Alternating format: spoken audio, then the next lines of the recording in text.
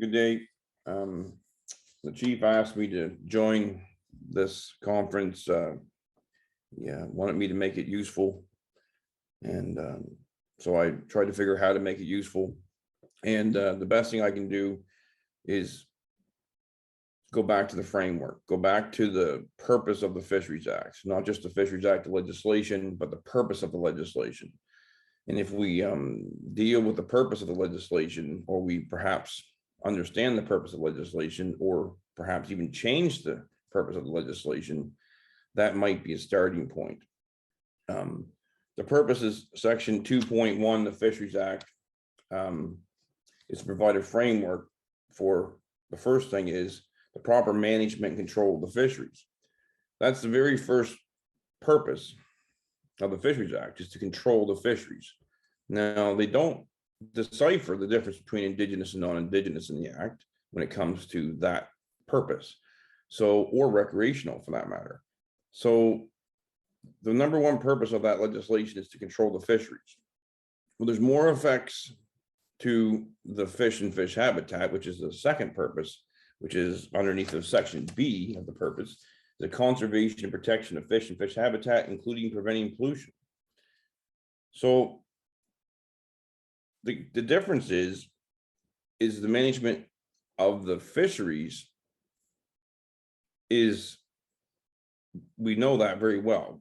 DFO has been managing on average landings for hundreds of years, over 100 years. So that section we know well, and we know that doesn't quite work perfectly. It's a start, it's needed.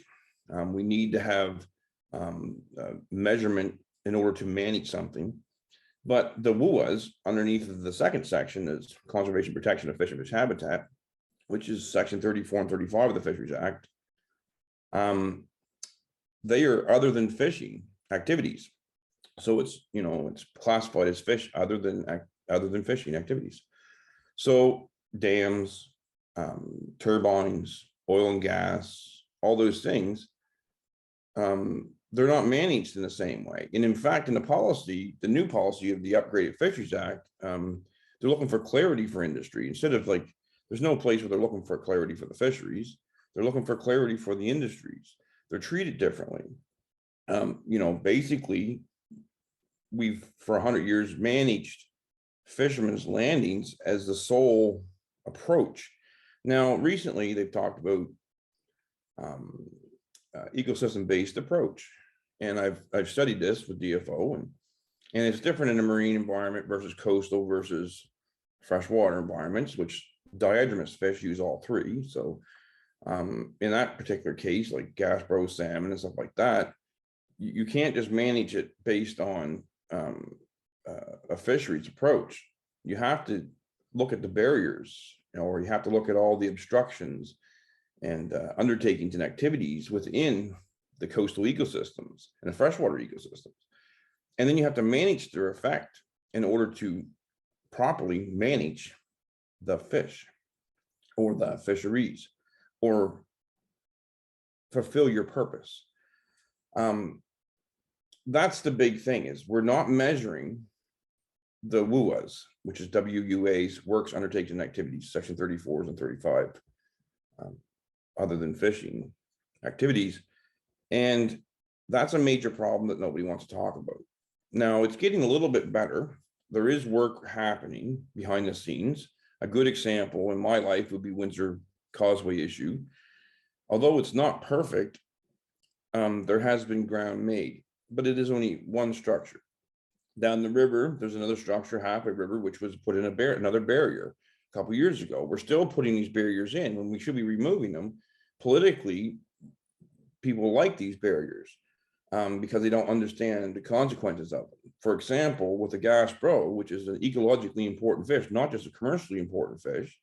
And maybe that's another thing we can do, is learn how to value these species differently than just simple economics, because a gas bro is considered equal to or exceeding the nutrient value or ecological value of the Pacific salmon. So when it goes up our streams, it takes a nutrient load with it that it brought from the ocean, and it takes it upstream. And by doing that, it's bringing a massive ecological value to the birds and the raccoons and minks and the leaf litter, or there's even stuff it does with a chemical reaction within the rivers to absorb and release carbon and stuff like that. There's a whole bunch of things that happen here with these fish runs. We're not valuing that yet.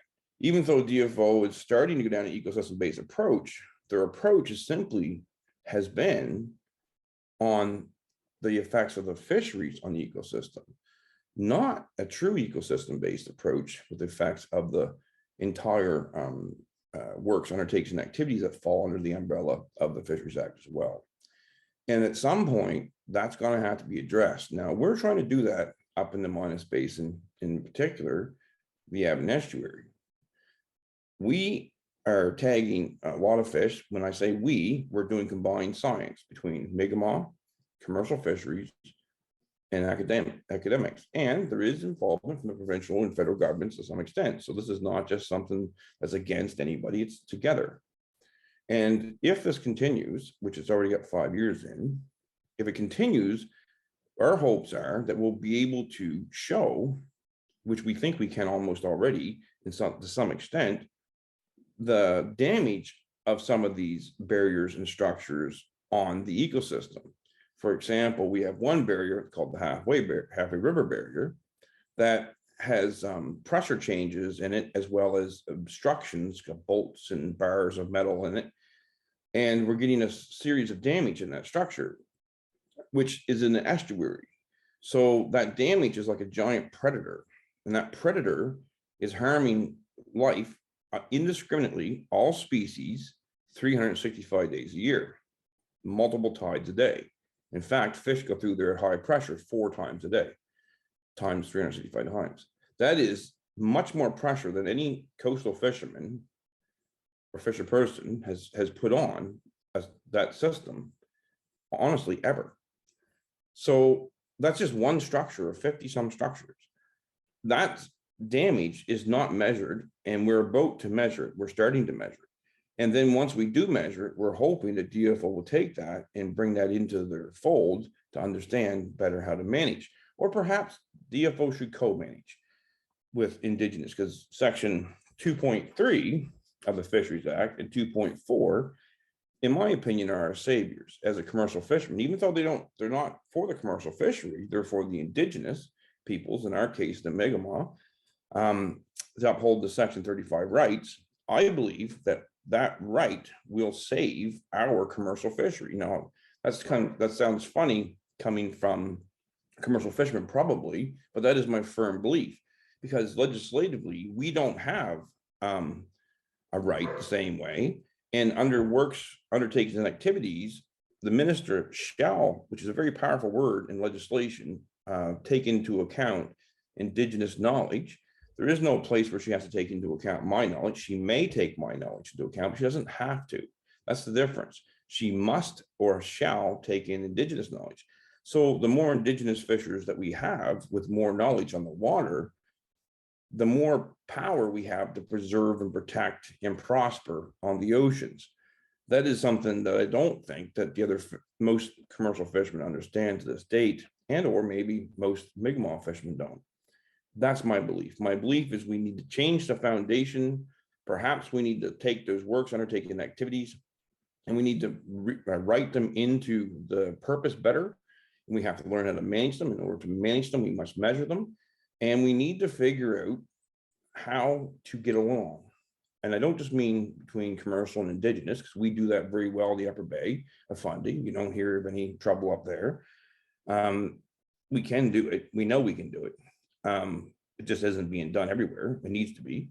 We also need to learn to get along with the regulators. We need to get along with the academics. The system must change, must be more inclusive of the different knowledge systems, Indigenous, local, and academic. And that's my belief. My belief is the Indigenous rights under section 2.3, 2.4, as well as perhaps a fundamental change in the purpose of the act to bring the WUAs in, will give us a path forward that is more, well, we need to say this. We need to stop legislating, or we need to stop working on election cycles and start working on 7 generations. And the only way to do that is to do it together. And that is my opinion. another topic that's a little bit harder to talk about, because I always like to be productive and not point fingers, is the heads. If you want to understand what I'm trying to say about the WUAs, the works, undertakings, and activities, not being measured, I mean, in my opinion, they should be using SMART objectives, and I think under practice DFO managers are supposed to, which is specific, measurable, attainable, realistic, and timely. They need to make sure things are realistic. They need to be able to measure them. And many of these structures that they build are not. They need to do true integrated management. But the big thing is if you want to understand what I'm trying to say that is not being done, is it's a simple procedure. We have the heads, which are harmful alteration, disruption, and destruction of habitat, right? Those are not allowed to be done. And there's rules in place that were brought in place in this modernized Fisheries Act. But I don't ever hear of anybody have being charged by those. Yet we do have many fishermen charged, whether they be indigenous or non-indigenous. But there's a different set of rules for Section 34 and 35 works in the water versus fishers. And the way to determine, to show that, is to go look at the offenses that have been enforced. And I don't remember seeing a head enforced in at least 8 years. That's my memory. That doesn't mean it hasn't happened in the maritime region, but that's the tool they use to enforce the works, undertakings, and activities, which have an absolutely greater effect, without argument, than the coastal fisheries have on diadromous species, which is barriers. And barriers have a massive effect that go unmeasured and unchecked to the most extent. Most of our barriers don't even comply with the law. They're not within the legislation. They're not brought within the legislation of the Fisheries Act. And that's another problem. So in order to fix this, we have to bring an equal footing here of works, undertakings, and activities, instead of treating them in one way where they seem to not have to measure their effects, and they don't have, they go without fear of being prosecuted. That needs to change. We have an enforcement branch for a reason. They need to keep us commercial fishermen under check. They also need to learn to keep those other activities under check, because arguably in a coastal or freshwater scenario, they have more detrimental effect on the preservation of our fisheries or the conservation of our fisheries than any fisherman, coastal fisherman, will ever have. And that's the simple fact. I mean, we're not going to have this if we don't do something about it. And we realize that. So that's the realization we're in now, that our marine ecosystem is in trouble, which is why we're getting the MPAs put out. And those are great. Those are fine, but they're not the answer to the coastal systems. We have to look at the coastal systems, because when you crash a stock of salmon, it affects other stocks in ways that we do not understand. Like or Gasbro or shad or smelt, all these fish that are diadromous, they have a purpose, and a lot of that purpose we don't understand. We simply do not have the understanding we need to understand the ripple effects of damaging these population level effects, or even before we get to population level effects. So I guess we have to look at, to level this out, we need to start to change the purpose in order to bring those works, undertaking, activities into compliance with the Fisheries Act and start enforcing the heads. If you're going to harm the environment, whether you be a fisherman or you be somebody else other than a fisherman, you need to be dealt with if you're doing it and you're not authorized to do it. Thank you.